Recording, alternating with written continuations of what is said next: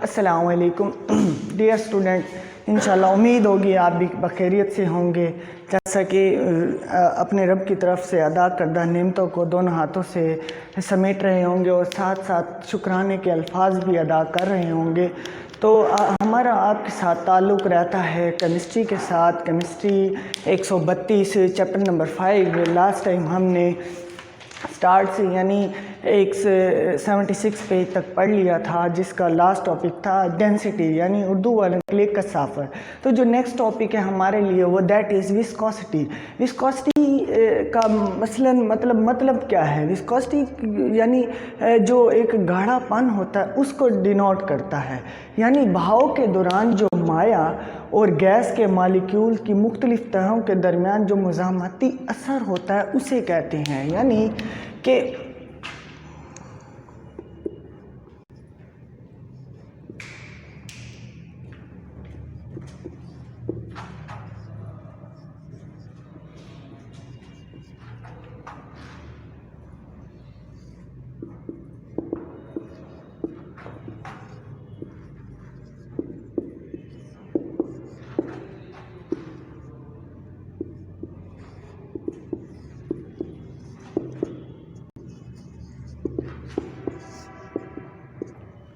बहाव के दौरान माय और गैस के मालिक्यूल्स के दरमियान मज़ाहमती असर को विस्कोसिटी कहते हैं। इंग्लिश वालों के लिए the retardation factor occur during the flow of molecules of liquid और गैस इज कॉल्ड विस्कोसिटी। इसको ईटा से डिनोट करते हैं, इसे ईटा से जाहिर करते हैं, इसे ईटा लफ्ज़ कहते हैं, ईटा। ठीक है जी। ये ईटा जो होता है हमारे पास, ये इसकी यानी वजाहत, यानी आप हमारे पास यानी अब इसकी मिसाल ले लें, नदी की मिसाल ले लें। अब नदी के दरमियान में जो पानी का बहाव होता है वो तेज़ होता है, किनारों पे कम क्यों होता है? इसकी वजह ये है किनारों और नीचे इसकी तह के साथ पानी की जो बहाव है वो कम इस वजह से होता है क्योंकि अब हम एक वो ले लेते हैं मिसाल, यानी ठीक है, मिसाल यानी ये है नदी की तह। ठीक है जी। अब पानी किनार यानी किनारा ये होता है, यहाँ से ये किनारा, या ये ना भी लें, चलें ये एक किनारा और एक तह को ले लें, ये हो गया हमारा नदी की तह, ये हो गया किनारा या दीवार कह लें। ठीक है जी।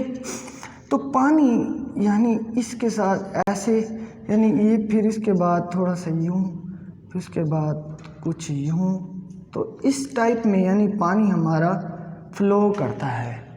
अब ये देखें, हम ये एक मुशाहिदा करते हैं कि जो नीचे वाली लेयर है इस लेयर का ऊपर वाली लेयर के साथ भी ताल्लुक़ है, इस लेयर का नीचे की सतह के साथ भी ताल्लुक़ है। ठीक है।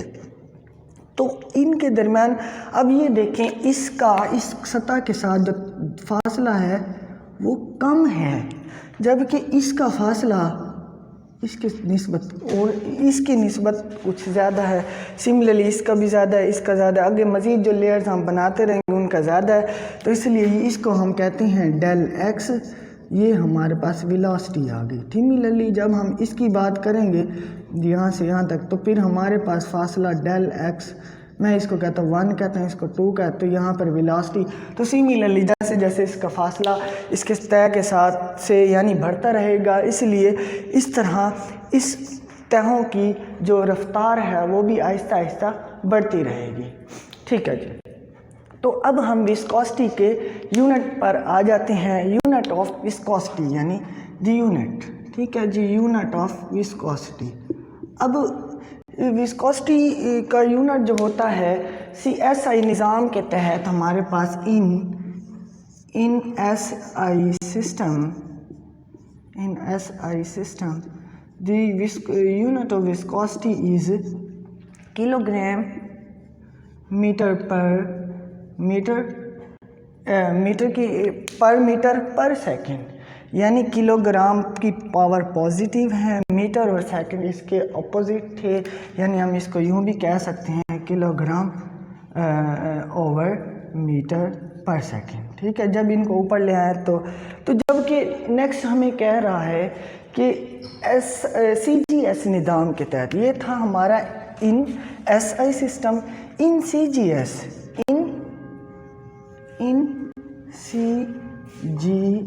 सिस्टम।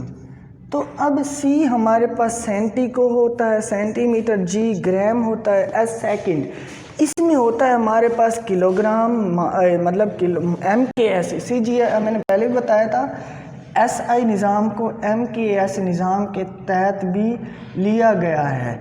M किलोग्राम होता है, मतलब सॉरी, M हमारे पास मीटर, के किलोग्राम को, S सेकंड को डिनोट करता है। ठीक है जी। तो इन CGS इसका जो यूनिट होता है वो होता है पॉइस। ठीक है जी, सेंटी पॉइस, यानी CP को हम कहते हैं सेंटी पॉइस। ठीक है जी, सेंटी पॉइस हो गया। अब हमारे पास जो एक यानी जो बनता है वो कुछ यूँ होता है कि इसको यानी सेंटी पॉइस को मतलब हम एक वो करते हैं, यानी ये प्रूव करने के लिए। तो अब देखिए हमारे पास, जैसा कि हमने उस तरीके में यानी लास्ट लेक्चर्स में भी हम पढ़ते रहे हैं कि जब सेंटी की बात आई है तो सेंटी की बात यानी हम 1 मीटर लेते हैं तो हम इसको अगर कहते हैं सेंटीमीटर में तो हम इसको 100 सेंटीमीटर में ले जाते हैं। ठीक है, तो सिमिलरली हम इस 1 पॉइस को यूँ भी तो लिख सकते हैं 100 सेंटी पॉइस। ठीक है जी।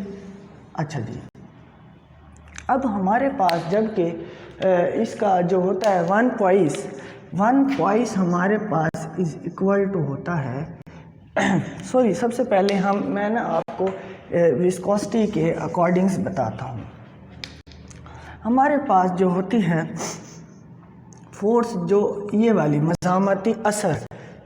मज़ामती असर बेसिकली होती है, फोर्स होती है, ये डायरेक्टली प्रोपोर्शनल टू होती है इसके एरिया के, और सिमिलरली ये डायरेक्टली प्रोपोर्शनल होती है इसी के वेलोसिटी ग्रेडियंट्स के। वेलोसिटी ग्रेडियंट यानी dV/dx।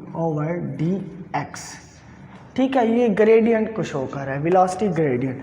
अब प्रोपोर्शनैलिटी ख़त्म करने के लिए हम यहाँ पर ईटा एज ए कांस्टेंट ले लेते हैं, तो हमारे पास dV/dx, देन ईटा की वैल्यू क्या होगी हमारे पास, that eta is equal to F/A multiply dx/dV।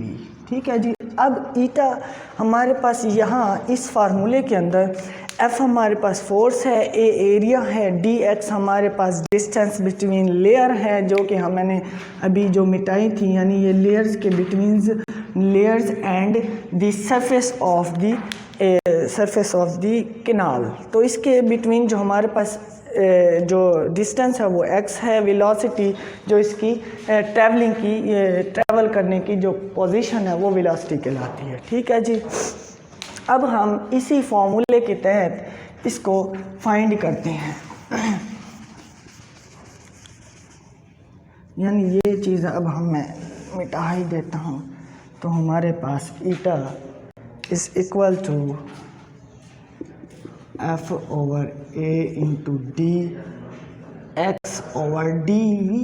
ठीक है, फोर्स का यूनिट हमारे पास न्यूटन होता है, एरिया का मीटर का स्क्वायर, x का हमारे पास यानी x हमारे पास डिस्टेंस है, ये m होता है, वेलोसिटी का हमें पता है m/s का इनवर्स। ठीक है जी। अब इस m से ये वाला m कैंसल, तो ये हमारे पास आप गौर करें तो ये फोर्स पर यूनिट एरिया इस होता है हमारे पास pressure, P is equal to F/A, इसका यूनिट होता है न्यूटन पर मीटर स्क्वायर, जो that is equal to pascal. ठीक है जी। तो हम इसको पास्कल के बराबर ले सकते हैं। तो ये हमारे पास S रेसिप्रोकल में था, जब ये रिवर्ट होगा तो ये बन जाएगा 1, यानी S ऊपर आएगा तो पॉजिटिव पावर बन जाएगी। तो ईटा का यूनिट होता है according to this is poise. ठीक है जी, पॉइस होता है ये सेंटी पॉइस। ठीक है जी। अब 1 पॉइस हमारे पास ये आ गया पास्कल सेकंड के। अब हम इसी से इसका मज़ीद जो है ना रिलेशन मज़ीद ड्राइव करते हैं। अच्छा जी, अब आप इसी जगह पर अगर इसी फार्मूले को मज़ीद सेट कर लें, यही फार्मूला आप दोबारा सेट कर लें, तो 1p इज़ इक्वल टू हमारे पास न्यूटन पर मीटर स्क्वायर, ये हमारे पास यानी जस्ट m/n/s1, ठीक है जी। इसकी जगह पर हम किलोग्राम मीटर पर सेकंड का स्क्वायर, ठीक है जी। Force is equal to F is equal to, हमने बताया 1 pascal is equal to kilogram metre पर सेकंड, ठीक है जी। अब इसको हमने यानी इसके बराबर, अब आप यूँ भी देखें, ये हमारे पास MKS या SI सिस्टम का यूनिट है, जबकि हमने सेंटीपॉइस वाला यानी पॉइस वाला यूनिट को फाइंड आउट करना है। अब आप कुछ ज़रा अपने माइंड के अंदर या थोड़ा सा जहन घुमाएं, तो किलोग्राम हमारे पास किसके बराबर होता है? किलो हमारे पास होता है 1000 के, ठीक है, 1000 ग्राम के। मीटर हमारे पास यानी इसको रेसिप्रोकल में ले गए, तो रेसिप्रोकल में मीटर का हमारे पास होता है सेंटीमीटर, यानी हमने सेंटी की बात सेंटी में ले जाना है CGS निज़ाम में। सेकंड हमारे पास CGS निज़ाम में भी वही यूनिट रखता है, ठीक है जी। तो हमारा 100 से ये 1000 के कट गए, तो हमारे पास बन गया 10 ग्राम सेंटीमीटर पर और सेकंड का भी इन्वर्स। तो हमारे पास ये इक्वेशन कुछ यूँ है, 1p is equal to kilogram metre and second inverse, ठीक है जी। तो हमारे पास अब इसको हम कहते हैं पॉइस, या मतलब 10 पॉइस कहते हैं इसको 10p। तो हम ये कह सकते हैं ये हमारे पास 1 किलोग्राम पर सेकंड इज़, या इसको पॉइस की वैल्यू निकालने के लिए तो हम इसको 1/10 kilogram metre and then second, ठीक है जी। तो ये हमारा इसका यूनिट जो है यहाँ पर इसके बराबर आ गया, या इसको यूँ भी आप कर सकते हैं 0.1 किलोग्राम मीटर पर, दोनों का इन्वर्स, ठीक है जी। तो ये हमारा इसका ये, अब इसको यानी मालूम करने का तरीका, method to find its value, ठीक है। तो इसकी वैल्यू मालूम कैसे किया जाता है? तो हमारे पास फार्मूला होता है। अब लेट्स सपोज हमें वाटर की विस्कोसिटी और वाटर की डेंसिटी वगैरह हमें मौजूद है, तो आपको पता है जब हमें एक चीज़ की वैल्यू मौजूद है तो उसको दूसरी चीज़ से कंपेयर करके उसकी वैल्यू निकाल सकते हैं। तो हमारे पास eta of water is equal to its density multiply its time. ये W इसलिए इनके साथ लगाया गया है ताकि ये W बता रहा है ये विस्कोसिटी ऑफ वाटर है, ये डेंसिटी ऑफ वाटर, ये time to calculate its water, ठीक है जी, फ्लो ऑफ वाटर, ठीक है। सिमिलरली अब हम किसी और लिक्विड को ले रहे हैं, कोई लिक्विड भी हो सकता है, तो इसका हम L लिक्विड को शो कर रहा है, जो भी हम लिक्विड यहाँ पर मेंशन करेंगे। तो ये हमारे पास इक्वेशन 1 है, ये 2 है। इसकी वैल्यू निकालने के लिए हम इन दोनों को आपस में डिवाइड कर देते हैं 1/2, ठीक है जी। तो हमारे पास ईटा ऑफ, या 2/1 कर लें या 1/2 कर लें, no problem. Eta of L is equal to DL multiply TL over eta of W is equal to DW multiply TW। अब जबकि हमारे पास डेंसिटी इसकी भी मौजूद है, इसकी भी ये भी मौजूद है, ये वैल्यू भी मौजूद है, ये भी है, सिर्फ ये मौजूद नहीं है, ये वाली वैल्यू। तो हम इसको मालूम करने के लिए इस वाली चीज़ को उधर ले जाते हैं according to the law of mathematics, DL multiply TL over DW multiply TW into eta of W। ठीक है, तो using this formula to calculate the viscosity of any liquid that we are used। Okay, अच्छा, the next topic is surface tension. Surface सतही और tension तनाव। अब यानी सतह से तनाव, यानी इसका जो हमें लफ्ज़ी मतलब या जो हमारे इसका जोड़ तोड़ है वो हमें ये बता रहा है। वो मालूम कैसे होगा? वो कहता है वो क़ुव्वत जो मॉलिक्यूल्स के दरमियान मॉलिक्यूल्स के बिटवीन कशिश के तौर पर अमल करती है और इसमें तनाव की शक्ल इख्तियार करती है। The force that acting on the molecule of liquid due to its attraction and keeps in stretch, यानी वो क़ुव्वत जो इन मॉलिक्यूल्स के आपस में एक दूसरे के साथ अमल करती है और उन्हें खिंचाव की या तनाव की शक्ल में रखती है। मिसाल के तौर पर ये हमारे पास एक बाल्टी है या टब है या जो मर्ज़ी आप समझ लें, उसमें पानी मौजूद है। ठीक है जी, तो आप ये देखें, ये एक मॉलिक्यूल है जो कि ये मॉलिक्यूल ए है, इसको मॉलिक्यूल कह देते हैं, ये बी है, ये वाला जो हमने जिसको हम फोकस कर रहे हैं। ठीक है जी, बाकी भी सब मॉलिक्यूल्स ही हैं। तो अब ए और बी पर अगर फिज़िकली अकॉर्डिंग टू डायग्राम देखें तो ए मॉलिक्यूल पर ये वाला मॉलिक्यूल भी अमल कर रहा है क़ुव्वत के तरह, इस पर भी हो रही है, इस वाले मॉलिक्यूल पे भी है, इस पे भी है। तो एक बात डेफिनेशन में समझ आ गई, ये क़ुव्वत इन दो बहिनी मॉलिक्यूल्स के दरमियान में अमल करती है और इन्हें खिंचाव की शक्ल में रखती है। अब बात आ जाती है दूसरे बी पर। बी मॉलिक्यूल में देखें, इसके सारे अराउंडली जो मॉलिक्यूल्स मौजूद हैं वो इस पर क़ुव्वत लगाए हुए हैं। तो इस सूरत में ये वाला जो बी मॉलिक्यूल है ये रहेगा साकिन कंडीशन में, क्योंकि इस पर net force acting on this molecule is equal to 0, because एक फोर्स इस तरह डायरेक्शन में भी अमल कर रही है, दूसरी इस तरफ भी है, तो ये इस लिहाज से भी बैलेंस आउट है। ठीक है जी, इधर भी है, सिमिलरली इधर भी वही चीज़ अमल हो रही है, वही फोर्स इधर भी है, इस डायरेक्शन में भी अपोजिटली हो रही है। तो ये हर लिहाज से फोर्स के लिहाज से ये मूव नहीं करेगा, ये इज़ इन डिफरेंस साकिन, यानी साकिन रहेगा, रेस्ट की फॉर्म में रहेगा। जबकि हम इस ए पॉइंट पर दोबारा एनालाइज करें, ए पॉइंट पर इधर फोर्स हो रही है, इधर भी फोर्स है, इस लिहाज से इन दोनों के लिहाज से ये है रेस्ट में। बट इस तरफ देखें, यहाँ भी फोर्स डाउनवर्ड लग रही है, इधर भी डाउनवर्ड, इधर भी, जबकि इसके ऊपर फोर्स नहीं है, जिसकी वजह से ये तनाव की सतह की तरफ खींचे जाएंगे, यानी ये यूं जैसी कंडीशन अपना लेंगे, यानी कुछ लम्हे के लिए, कुछ देर के लिए थोड़ा सा नीचे हो जाएंगे। तो इस चीज़ को हम कहेंगे सतही तनाव। ठीक है जी, सतही तनाव। अच्छा जी, सतही तनाव जो होता है दूसरी डेफिनेशन के तहत वो क़ुव्वत जो किसी मतलब पार्टिकल्स पर अमल करे और परपेंडिकुलर अमल करे।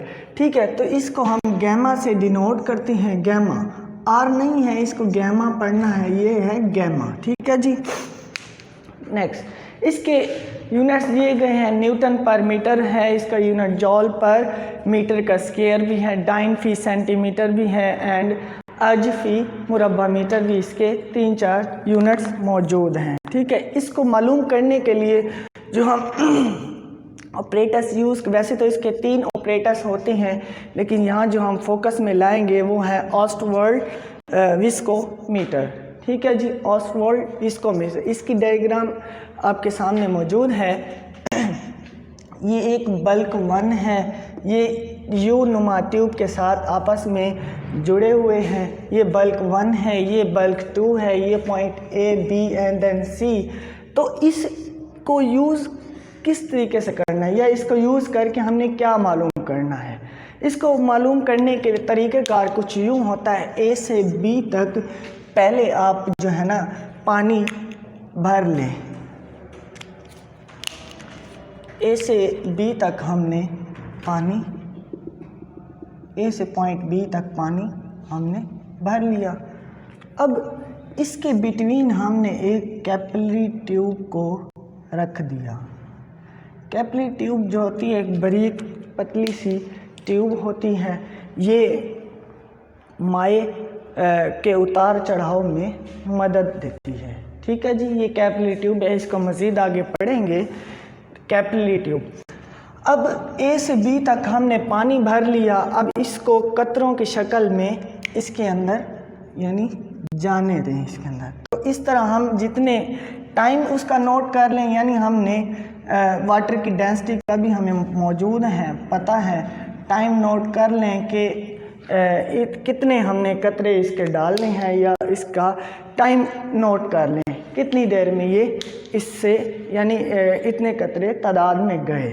अब सिमिलरली हमने जो मालूम करना वो किसी और लिक्विड को ले लें। अब दूसरा लिक्विड ले लें, अब प्रोसेस यही है, इसको खाली करें या इसको साफ़ करें, अगेन लिक्विड भरें। पहले वाटर था, अब और लिक्विड भरा हमने, फिर कैपिलरी ट्यूब को रखा और वैसे ही कतरे इसके अंदर ड्रॉप्स गिरे, तो हम उसका भी टाइम नोट। लेट सपोज मैं कहता हूँ ये हम एक और लिक्विड ले रहे हैं, उसकी डेंसिटी DL है, टाइम TL है, तो हमने इनके दरमियान जो सतही तनाव है वो मालूम करनी है। सतही तनाव को हम गैमा से यानी डिनोट करते हैं, ये वाटर का हमारे पास हमें मौजूद होती हैं, जबकि जो एन लिक्विड जो हम यूज़ कर रहे हैं इसे हमने मालूम करना होता है using this viscometer, Oswald viscometer. ठीक है जी, इसका प्रोसेस फार्मूला ये है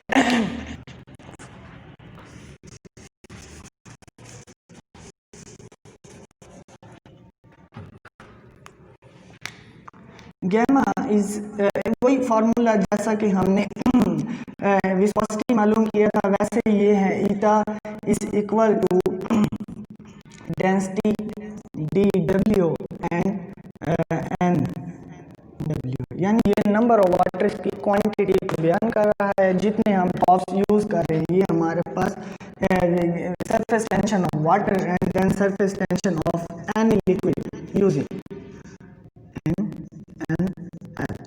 इन दोनों की आपने दोबारा अगेन डिवाइड करना है, और हमारे पास ये फार्मूला कुछ यूँ बनता है DL multiply NL over DW multiply NW into, क्योंकि वाटर की हमारे पास सरफेस टेंशन मालूम है, इसको इसके रेसिप्रोकल से इधर ही ले जाएं तो W। तो using this formula to calculate the surface tension of liquid as we used. ठीक है जी, नेक्स्ट जो हमारे पास टॉपिक है वो है कैपिलरी एक्शन। कैपिलरी एक्शन मैंने अभी आपको इस डायग्राम के तहत बता दिया। कैपिलरी एक्शन एक बारीक सी ट्यूब होती है जो कि बगैर किसी मदद के उतार चढ़ाव में काम आती है, इसे कहते हैं कैपिलरी ट्यूब। इसकी बेहतरीन सी मिसालें हमारे पास रोज़मर्रा ज़िंदगी में मौजूद हैं। अब ये एक वाइट बोर्ड मार्कर ही ले लें, इसका जब हम ये निकाल लेते हैं तो ये जो इंक वाला इसके अंदर जो एक स्टिक नुमा मौजूद होती है, तो हम इंक इसके अंदर ड्रॉप की सूरत में डालते हैं और वो इसके अंदर मतलब इसके अंदर एब्जॉर्ब हो जाता है। तो ये एक इसकी मिसाल भी हो सकता है। ठीक है। अच्छा, दूसरी इसकी मिसाल ये है कि जो हमारे इंक पेन होती हैं, जो जैसा कि हम मुख्तलिफ क्लासेस में यूज़ करते रहे हैं, उसका यानी खींचना, इंक का संक करना, तो ये हमारे पास कैपिलरी एक्शन कहलाता है। जैसा कि इसकी और मिसाल इंजेक्शन ट्यूब के अंदर जो लिक्विड भरा जाता है वो भी कैपिलरी एक्शन के प्रोसेस से लिया जाता है। ठीक है जी, ये जितना आपके पास इसका डायामीटर कम होगा, यानी ये हम एक कैपिलरी ट्यूब ले रहे हैं, एक ट्यूब ये है, अब इसका डायामीटर जो है, इसका ये डायामीटर, अब सिमिलरली मैं एक और कैपिलरी ट्यूब ले रहा हूँ ये, अब इन दोनों का डायामीटर कंपेयर के लिहाज से इसको लेट्स सपोज मैं कह देता हूँ ये D है, तो मैं यूं कहूँगा D diameter is greater than D। ठीक है जी, तो अब मैं एक लिक्विड की वैल्यू फिक्स कर देता हूँ। अगर मैं इन दोनों को यानी एक गिलास वाटर ले लें, हम इस एक गिलास वाटर, तो इसके अंदर पानी मौजूद है या कोई भी लिक्विड मौजूद है, आप इन दोनों को जब इसके अंदर पुट करेंगे तो इस वाले जो जिसका डायमीटर ज़्यादा है उसके अंदर पानी की मिकदार जो है कम बढ़ेगी, यानी इसके अंदर जैसे पुट करते रहेंगे वो कम यानी इसके अंदर चढ़ना शुरू होगा।